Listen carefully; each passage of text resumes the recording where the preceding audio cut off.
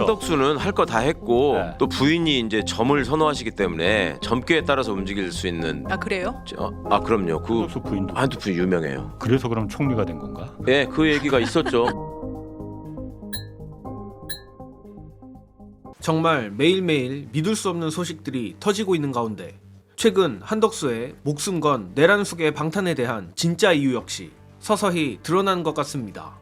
바로 오늘 한덕수와 굉장히 가까운 민주당 박지원 의원이 충격적 폭로를 한 것인데, 박 의원은 이날 국회 법사위 전체 회의에서 한 대행이 저와 막역한 친구이지만 국가를 위해서 이 말씀을 드린다며 한덕수 대통령 권한대행 국무총리의 부인도 무속의 지대한 전문가라는 충격적 사실을 폭로했습니다. 또한 박지원 의원은 막역한 친구이기에 인간적 갈등을 하고 있다. 잠을 못 잤다. 국가를 위해서 이 말을 해야 되는가? 우정을 지켜서 막아야 되는가? 고민을 많이 했다며 한덕수의 부인은 미술계의 큰손으로 김건희 여사, 김건희의 모친인 최은순 씨와 그 무속 속에서 살고 있다. 제가 볼 때는 윤석열, 김건희, 한덕수 총리가 이러한 역술인들의 얘기를 듣고 오만방자한 일을 하고 있다라고도 덧붙였습니다. 자, 그동안 도무지 이해가 안 됐던 한덕수의 기괴하기 짝이 없는 내란숙의 방탄 수수께끼가 어느 정도 풀리는 것 같습니다. 사실 처음에는 나이도 많은 한덕수가 절대 빵에 가기 싫어서 저러나 싶기도 했는데, 아무리 생각해도 한덕수의 깜빵행은 필연적이며 형량을 조금이라도 낮추기 위해선 민주당에 협조하는 것이 필수적임에도 너무나 과하게 내란 범죄에 동조하는 움직임이 이상하기는 했었습니다. 그러나 역시 저들을 이성과 상식으로 이해하려는 것 자체가 이성과 상식을 벗어난 행동이란 걸 또 한 번 깨닫게 되는 순간입니다. 아니나 다를까 저는 솔직히 기억이 나지 않지만 한덕수 배우자의 무속 의혹은 이미 지난 2022년 한덕수가 총리에 지명됐을 때에도 제기된 바 있다고 하는데, 관련하여 최강욱 전 의원이 더 자세하게 폭로한 한덕수 관련 무속 이야기 영상으로 보시고 오겠습니다. 한덕수는 할 거 다 했고 네. 또 부인이 이제 점을 선호하시기 때문에 점괘에 따라서 움직일 수 있는 이상한 짓을 할 가능성이 있기는 한데. 아 그래요? 그럼요. 그 한덕수 부인도. 한덕수 유명해요. 그래서 그럼 총리가 된 건가? 예, 그 얘기가 있었죠. 초반에 김건희 씨하고 한덕수 씨 부인하고 다니는 점집이 겹친다. 그래서 알게 됐다라는 얘기가 유력하게 있었죠. 아니 그건 사실이에요. 제가 한덕수 씨 부하 직원이었던 분한테 직접 들은 얘기고, 한덕수 씨가 자기 부하 직원이 마음에 든다. 그러면 최대의 서비스가 집으로 오라가지고 밥을 먹인다는 거예요. 같이 식사를 하고 나서 선물로 주는 게 점집 알려주는 거예요. 여기를 가야지 용하다. 나처럼 이렇게 될 수 있다. 그런 거였어요. 그래서 한덕수랑 일해본 사람은 다 알아. 아니 근데 저쪽은 왜 이렇게 점집 이런 거를 빼면은 그게 이렇게 이제 뭐가 출세에 대한 욕망이 강할수록 안 됩니까? 그게 되게 크죠. 이로써 확실해진 것이 있는데, 저 국민의힘을 비롯한 내란 세력들은 이성과 합리적 기준으로 대하면 안 된다는 것입니다.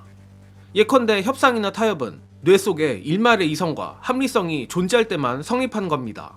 단언컨대 저 내란 세력들은 딱 두 부류입니다. 뇌가 무속에 절여져 사실상 정상적 사고를 못하는 부류, 그리고 이성적 판단은 가능하나 욕망에 절여져 나라가 망하든 말든 아무 상관이 없는 부류. 그런 자들에게는 오직 극약 처방만이 답일 수밖에 없는데, 오늘 박지원 의원의 폭로를 보니 어제 노종면 의원이 제시한 국무위원 5명 탄핵이라는 최종 병기를 지금 당장 써야 된다는 생각이 들 정도입니다. 또한 민주당이 어제는 내란을 미화하는 자들 5명을 추려 내란 선전 혐의로 고발을 했는데, 저는 반드시 한덕수도 이 목록에 추가하여 추가 고발을 해야 된다고 생각합니다. 끝으로 한덕수가 현 시점 가장 위험한 인물인 이유, 또 하루라도 빨리 한덕수를 긴급 체포해야만 하는 이유 안내드리며 이번 영상은 여기서 마무리하겠습니다. 시청해주신 여러분 감사합니다. 지금 이 한덕수 총리 이 얘기 중에 가장 심각한 게 이거 같아요. 수사하는 쪽과 받는 쪽이 모두 공평하다고 수긍할 수 있는 법의 틀을 만들어내야 된다.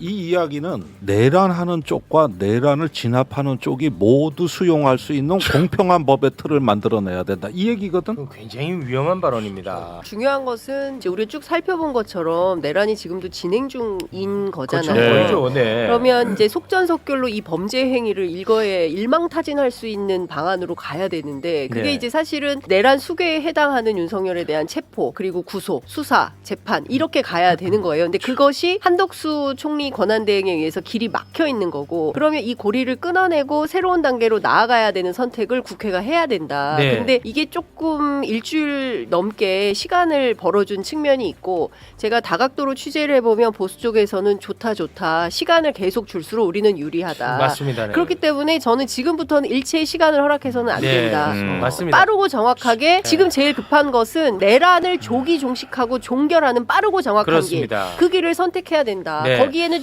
지체하지 말아야 된다. 이런 그래서 생각이 제가 항상 말씀드렸잖아요. 선의에 기댈 상황이 아니야. 왠지 알아? 이미 그들은 속내를 다 보여줬어 우리한테. 뭘 또 확인을 하냐? 엑스레이 다 찍어봤는데 왜 또 찍으라 그래?